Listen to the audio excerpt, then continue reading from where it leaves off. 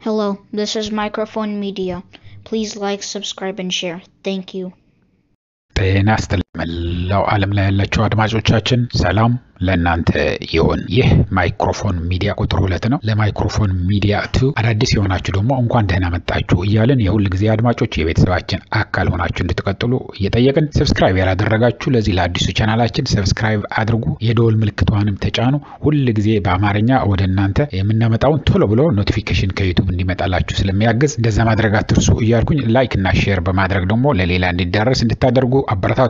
አዲሱ ቻናል የእናንተ ነው። የምትፈልጉትን ነገር ይሄ መነገር አለበት፣ ህዝብ ማወቅ አለበት የምትሉ ጽፋችሁም በአካልም ደውላችሁም ብትልኩልን እኛ እናስተላልፈዋለን። ሐቅነቱ የተረጋገጠ እውነትነት ያለው ብቻ ኢንፎርሜሽን ከላካችሁልን ምንወደውም ምንጠላውም ምንም ይሁን እናስተላልፈዋለን። ስማችሁ አትጥካላችሁንም አንጠቅስም፣ ተናገሩ ስማችን ካላችሁም እንናገራለን። ይሄንን ያልኩኝ እንግዲህ አድማጮቼ የኤርትራ መንግስት አሁን ለጥያቄዎች ነበሩን። ጥያቄ ለሚመለከተው ጠየቀን። የጠየቅናቸው ጥያቄዎች እንነግራቸዋለን።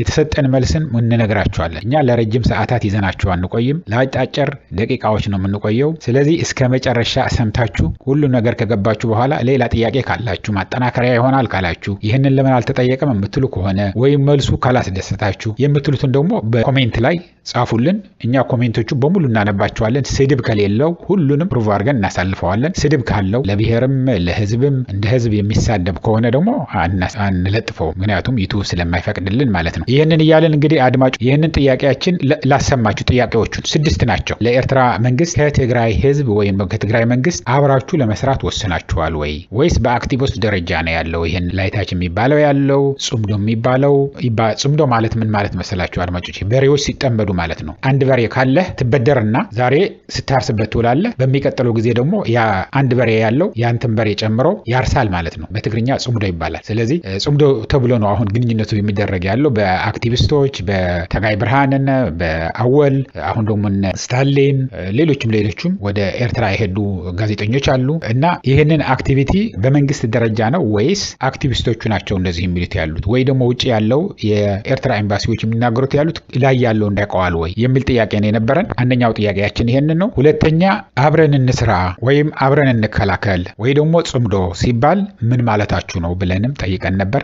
ሶስተኛ ለምንድን ነው በትግራይ እና በኤርትራ አንዳንድ ተወላጆች ይህንን በጣም የሚቃወሙት ያሉት? ይህንን የኤርትራ መንግስትና የትግራይ መንግስት ወይ ደግሞ የትግራይ ህዝብና የኤርትራ ህዝብ አሁን መገናኘት የለበትም፣ ኢሳያስ ነው መጀመሪያ መወገድ አለበት የሚሉ አሉ። በትግራይ በኩልም እንደዚሁ የሚቃወሙት አሉ። አምርረው የሁለቱ ህዝብ መገናኘት የሚቃወሙ አሉና ለምንድን ነው ይህንን የሚቃወሙት ያሉት? በተለይ በኤርትራ በኩል በትግራይ በኩል ያሉት እኛ እናውቀዋለን፣ ግን በኤርትራ በኩልስ ምንድን ነው ብለን ጠይቀን ነበር። ለዚህኛውም መልስ ሰጥተውናል። ሌላው ደግሞ በተለያየ የትግራይ ተወላጆችም የኤርትራ ተወላጆችም አንድ ሀገር ሊያረጉ ነው የሚፈልጉት ያሉት፣ ትግራይና ኤርትራ አንድ ላይ ሆኖ አንድ ለማድረግ ነው ይላሉ። ይሄንን ስል መጥፎ ነው ወይ ጥሩ ነው ምናምን እያልኩ አይደለም፣ ግን ጥያቄውን ነው የጠየቅነው ጥያቄ ነው የምነግራችሁ ያለው አድማጮቼ። ስለዚህ አንድ ሀገር ለመሆን ፍላጎት አላት ወይ ኤርትራ ከትግራይ ጋር ሆና አንድ ሀገር፣ ይሄ አንድ አይነት ቋንቋ ያለው ህዝብ፣ አንድ አይነት ሃይማኖት ተመሳሳይ ያለው፣ አንድ አይነት ታሪክ ያለው ከጥንት የነበረ አንድ ሀገር ለመሆን ፍላጎት አለው ወይ በመንግስት በኤርትራ መንግስት? ምንድነው ለዚህ መልሳችሁ ብዬ ጠይቄ ነበር። ለዚህኛው መልስ ሰጥተውኛል፣ ነግራችኋለሁ። የአልጀርሱ ስምምነት ተነጋግራችሁ ለመፍታት ዝግጁ ናችሁ ወይ ደግሞ ብያለሁ። ምክንያቱም የአልጀርስ የፈቀደልን ቦታ ነው ይዘን ያለ ነው እየተባለ በትግራይ በኩል ደግሞ 52 ወረዳዎች ተይዘውብኛል እየተባለ ነው ያለውና ይህንንስ ምንድን ነው የምትሉት? የያዝኩ ይዣለሁኝ ከዛ በኋላ ግን ዝም ብለን አብረን እንስራ ነው ወይስ ምንድነው ሐሳባችሁ ብዬ ጠይቄ ነበር። ስለሱም ነግረውኛል። ተነገረኝን ወደ እናንተ አመጣለሁኝ። 6ኛ አብረው ኢትዮጵያን ሊያፈርሱ ነው፣ ለልማት አይደለም። የኤርትራና የትግራይ መንግስት ወይ ደግሞ የኤርትራ ሰራዊትና የትግራይ ሰራዊት አንድ ላይ የሚሆነው ቂም በቀል ስለያዘ በፌደራል መንግስቱን መጥቶ አዲስ አበባ ድረስ መጥቶ ያፈርሱታል። አዲስ አበባ መጥቶ አፍርሰው ደግሞ የሚዘረፈውን ዘርፈው ይመለሳሉ ወደ መጡበት። ከዛ በኋላ ኢትዮጵያ ትበታተናለች ይባላል። ይህንን የማድረግ ፍላጎት አላችሁ ወይ ብለንም ጠይቀን ነበረ። ለዚህኛው መልስ ሰጥተውኛል። እነዚህ ናቸው 6ቱም ጥያቄዎች፣ እነዚህ ናቸው የጠየቅኳቸው። ለጥያቄዎቹ የተሰጠኝ መልስ ደግሞ ከኔ ጋር ቆዩና አብረን እናዳምጥ። እንግዲህ ለመጀመሪያው ጥያቄ ከትግራይ መንግስትና ህዝብ ለምንድን ነው መስራት የወሰናችሁት? የተወሰነው ከላይ ነው ወይ ከመንግስት ደረጃ ጀምሮ ነው ወይ ለሚለው ጥያቄ የተሰጠኝ መልስ ምንድነው መሰላችሁ አድማጮች? ይሄ ኦፊሻሊ ወጥቶ በቃ ከትግራይ ጋር እንሰራለን ከትግራይ ሰራዊት ጋር አብረን ከላከላለን የሚል እስካሁን የተሰጠ ባይኖርም የመንግስት የኤርትራ መንግስት ውሳኔ ከእንግዲህ ወዲህ ያለፈው ይበቃል ከእንግዲህ ወዲህ ወደ ትግራይ የሚተኮስ ወይ ደግሞ ትግራይን ለመውረር ወይ ደግሞ ትግራይ ዘግተህ ቆልፈህ አስርበህ መጨፍጨፍ መግደል ይብቃ የሚል ነው ያለው ምክንያቱም አሁን ስናየው ሁሉ ጊዜ ጦርነቱ አያቆም ትግራይ ብትሸነፍ ትግራይ ብትጠፋ ኤርትራ መጥቶ ማጥፋታቸው አይቀርም ኤርትራ መጥቶ መጀመሪያ ቢያጠፉ ደግሞ የትግራይን ህዝብ ማጥፋታቸው አይቀርም ከዛ አልፎም ለአማራ ህዝብ ከሆነላቸው ለማጥፋት የተዘጋጁ አመራሮች አሉ አሁን 4 ኪሎ ያሉትን ስለዚህ ለዚህ ነው ውሳኔው እንደዛ ነው ኤምባሲዎቹ በተለያዩ ባለስልጣናት ከኤርትራው ፕሬዚደንት ከኤርትራው መንግስት እውቅና ውጪ አወልም ይሁን የአንድ ኤምባሲ ሰራተኛም ይሁን የአንድ ኤምባሲ ጸሐፊም ይሁን ዘበኛም ይሁን መናገር አይችልም ታጋይም ይሁን የአክቲቪስትም ይሁን አክቲቪስት ዝም ብሎ ተቃዋሚ ሆኖ ውጪ አገር ያለ ካልሆነ በስተቀር የሚነገረው ሰላም ለመፍጠር የኤርትራ መንግስት እንደፈለጋችሁ ውጡ ግቡ ብሎ በተለይ ዲያስፖራውን የትግራይ ተወላጅን የሚሉትን ይሄንን በመንግስት ደረጃ የተወሰነ ነው ይሄ ደግሞ አሁን አይደለም ትንሽ ቆይቷል ምክንያቱም ነገሮችን በሙሉ ቁጭ ብለን ስናስባቸው የሚደግፍህን ለካንተ ጋር መቆም የሚችለውን በተለይ ደግሞ አሁን የፕሪቶሪያ ውል ስምምነት ከተፈረመ በኋላ አብይ አህመድ ለትግራይ ሰራዊት ይበትናል ብለን ነበር የጠበቅነው አብይ አህመድ ግን ምንድነው ያደረገው ነው የሚሉት ያሉት የኤርትራ መንግስት የሰጠኝ ነው የምነግራቸው ያለው አሁን እገሌ ነው አላችሁ ማን እንደሆነ ሰውየው ግን ስልጣን ላይ ያለ ሰው ነው የነገረኝ ስለዚህ ምንድነው የሚል ያሉት ታስበው የነበረ እንደዛ ነው አብይ አህመድ ግን መጀመሪያ ልክ ስምምነቱ እንደተፈረመ ዩኒፎርም ሰጥቶ ጦር መሳሪያም ሰጥቶ ለትግራይ ሰራዊት ቀለብም እየቀለበ ጫማም ሰጥቶ ምንድነው ያለው አሁን ኤርትራን እንውረር የኤርትራ መንግስት ብዙ በደል ብዙ ግፍ አድርሰዋል ትግራይ ላይ መጥቶ ከዛ በኋላ እናንተ ደግሞ በቀላጭ ብሎ የትግራይን ሰራዊት ተጠቅሞ ቂም ይዘዋል በጣም ተማረዋል ብዙ ነገር አይተዋል ስለዚህ እኔ በትንሽ ሞት በትግራይ ሰራዊት እኔ በኤርፎርስን ተጠቅሜ ቆጣጠራለሁ ብሎ አስቦት የነበረውን የትግራይ ህዝብና የትግራይ መንግስት ግን በምንም ተአምር ያለፈ ይበቃል የኤርትራ በትግራይ በኩል መጥቶ ምንም ነገር ውጊያ እንዲደረግ አንፈቅድም አንድ ጥይትም ወደ ኤርትራ አንተኩስም አንድ ጥይትም ወደ አማራ ፋኖ አንተኩስም አንድ ጥይትም ወደ አፋር አንተኩስም እኛ ፕሪቶሪያ ተስማምተናል ያንን የተስማማነው ደግሞ ተግባራዊ ማድረግ ነው የምንፈልገው ብሎ የትግራይ ሰራዊትና የትግራይ መንግስት ሲወስን እኛ ያኔ ነው ልባችን የተነካው አዎ እነጌታቸው ረዳ ምን እንዳሉ አሁን እየወጣ ነው ልክ ተስማምቶ ከፕሪቶሪያ ሲመለስ ለአብይ አህመድ ምንድነው ያለው 270,000 ወታደር አለኝ አሁን ኤርትራና ቀይ ባህርን ማስመለስ አለብን ብሎ የተናገረው ራሱ ጌታቸው ረዳ ነው አብይ አህመድ ደግሞ ይሄን ተቀብሎ እሺ ብሎ ነበር ሲያሽሞነሙነው የነበረው ስለዚህ ይሄንን ነው ለዛ ነው ሊያጠፉን የሚመጣ የሚዘጋጅ ያለ መንግስት ስላለ አብረን እንከላከል ነው አብረን ይሄንን ሊወረን የሚመጣ ያለውን ሊያጠፋን እየተዘጋጀ ያለውን አብረን ካልቆምን ተበታተነን ከሆነ ጥፋት ሊፈጠር ይችላል ምክንያቱም መቶ ማያልቅ ቆጥሮ ተሰፍሮ ማያውቅ አስገድዶም ይሁን ምንም ይሁን ለጥይት ማብረጃ ተብሎ ከትምህርት ቤትም አእምሮ በሽተኛም ከሆስፒታልም ከእስር ቤትም አምጥቶ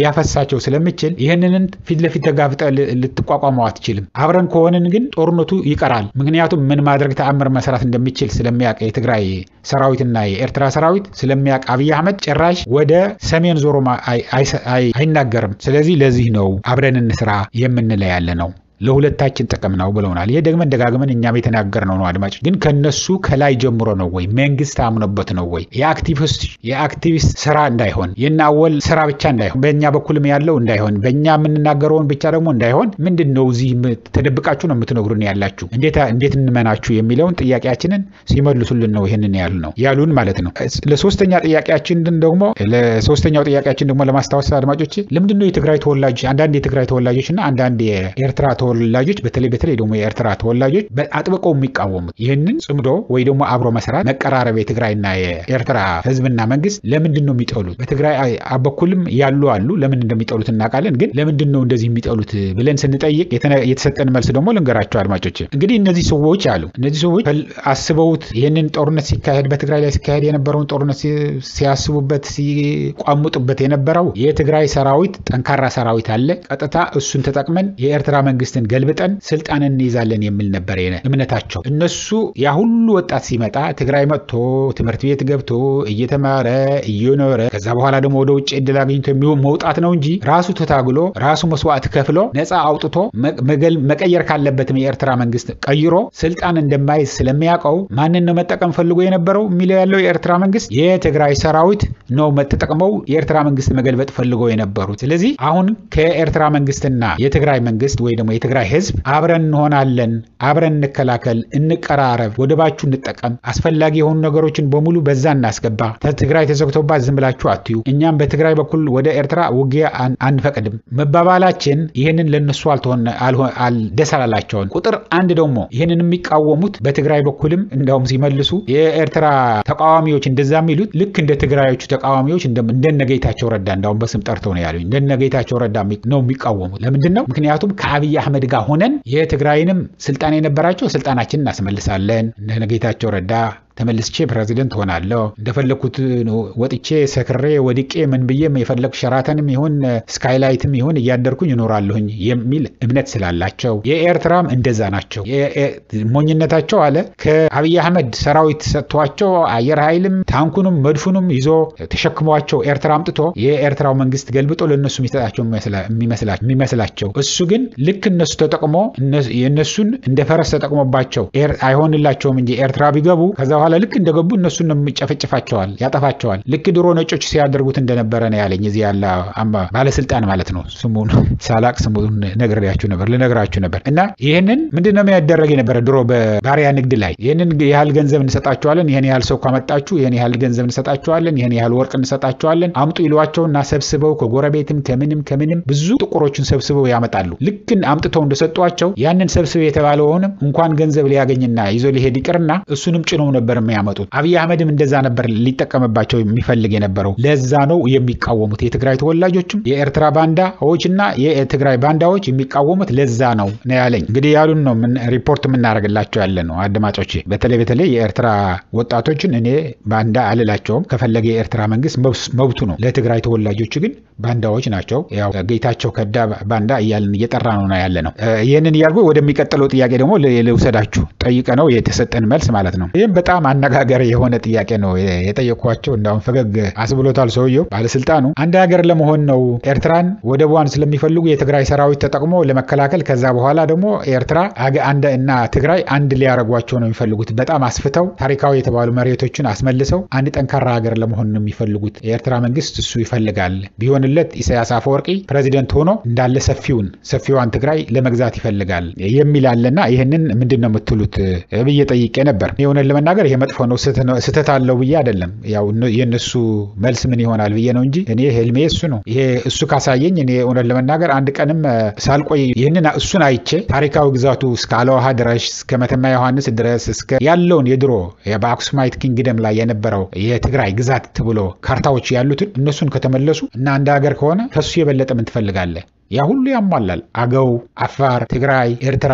አማራ ክልል ተብሎ ያለው በሙሉ እስከ መተማ ዮሐንስ ድረስ ያለውን ብሔረሰብ ቅማንቱ ምናምኑም አንድ ላይ ሆኖ አንድ ሀገር ከሆነ ከኤርትራ ጋር እሱ ምኞቴ ነው። ግን የኤርትራ መንግስትም እሱ እኛ አሁን አእምሯችን ላይ የለም ነው ያለ። አንድ ሀገር የመሆን ምንም ለሚመጣው ትውልድ ምን ያደርጋል? የሚመጣው ትውልድ ነው የሚያውቀው። አሁን ግን ይሄ ሊያጠፋን የሚመጣ ያለውን መመከትም አያስፈልግም። አንድ ላይ ሆኖ ከተባለ እንደማይመጣ ስለምናውቀው እሱ አደጋ እንዳይመጣብን ለመከላከል ከዛ በኋላ ደግሞ ብዙ ነገር በመተባበር ከኤርትራ ወደ ትግራይ ከትግራይ ወደ ኤርትራ የሚጠቅሙ ነገሮች ብዙ አሉ። ክፍት አድርገነው እንደፈለገ ህዝቡ የሚወጣ የሚገባበት ይሄ ነው። ዶብ ፓስፖርት የታለ ቪዛ አለ ወይ ሳይባል ልክ እንደ ሀገሩ ወደ ኤርትራ መጥቶ የሚሰራበት ከኤርትራ ደግሞ ልክ እንደ ሀገሩ ወደ ትግራይ ሄዶ የሚሰራበት የሚሸራሸርበት የሚነግድበት የሚያገባበት የሚወልድበት እሱን ነው የምንፈልገው። ለሚመጣው ትውልድ ግን ምን እንደሚያደርጉ ራሳቸው ነው የሚወስኑት። አሁን ግን አንድ ሀገር ይሆናሉ ኤርትራና ትግራይ ወይ ደግሞ ታሪካዊ የሆነ የትግራይ ግዛት እንዳለው እሱ አፋርም አገውም በሙሉ ጨምረህ አንድ ሀገር ለማድረግ የተነሳ የኤርትራ መንግስት ሐሳብ የለም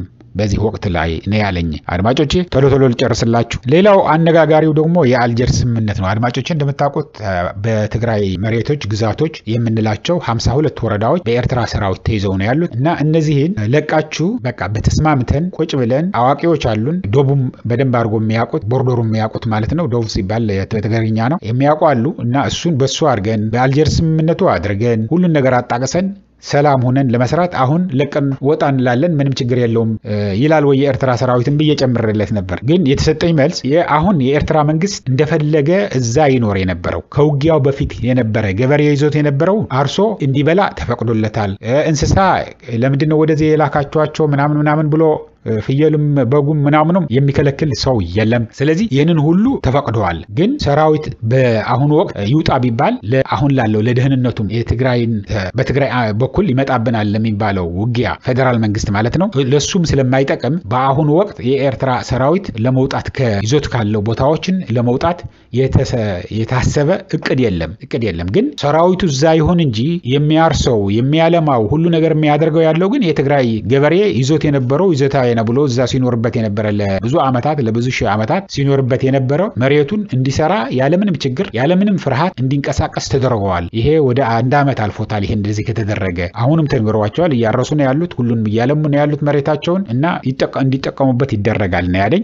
ስለዚህ የአልጀርስ ስምምነቱ በአሁን ወቅት እንደ መመለስ አለበት የሚል ሐሳቡ አሁን ለጊዜው የለም ነው ያለኝ። የመጨረሻው ላይ እየደረስን ነው አድማጮች፣ ደርሰናል። እንደውም የመጨረሻው አብረው የኤርትራ መንግስትና ሰራዊት የትግራይ መንግስትና ሰራዊት የትግራይ ህዝብና የኤርትራ ህዝብ ተባብረው ወደ 4 ኪሎ ሂደው የኢትዮጵያ ፌደራል መንግስትን ያፈርሳሉ። እዛ ተወስደቡናል የሚሉትን ንብረትን ይዘው ይመጣሉ። በተለይ በትግራይ በኩል ትግራይ ተወላጅ የትግራይ ድርጅቶች እዛ ብዙ ስቃይ ደረሰባቸው ይወስዳሉ። ከዛ በኋላ ኢትዮጵያ የምትባለው ነገር ትፈርሳለች፣ ብትንትኗ ይወጣል፣ እርስ በርሱ ይጠፋፋል ይባላልና ይሄንን ለማድረግ ሐሳብ አላችሁ ወይ ብለንም ጠየቀን ነበር። ይሄ በፍጹም እንደዚህ አይነት ሐሳብ የለንም። ይሄ ጠላት ግን የኢትዮጵያ ህዝብ በሙሉ ጠላት ስለሆነ አሁን 4 ኪሎ ያለው መንግስት ህፃን እያሉ ነው የሚጠሩት። ህፃኑ ጠላት ስለሆነ ቢወገድላቸው ደስታቸው ነው። ግን ኢትዮጵያ ብትንትኗ ከወጣች ለትግራይ ጥቅም የለውም፣ ለኤርትራም ጥቅም የለውም፣ ለሱዳንም ለጎረቤት በሙሉ ጠንቅ ነው የሚሆነው። ይሄንን ህዝብ ተበታትኖ ያለ መሪ ያለ ቆጣሪ ያለ ሰፋሪ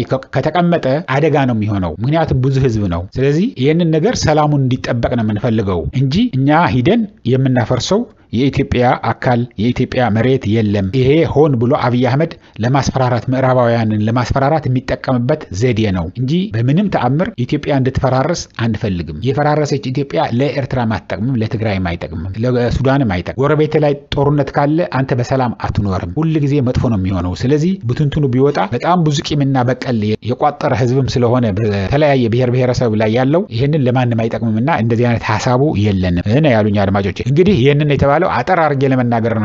ረጅም ነው ሰዓቱ ተነጋግረን የነበረው ግን በአጭሩ ይሄንን ይመስላል።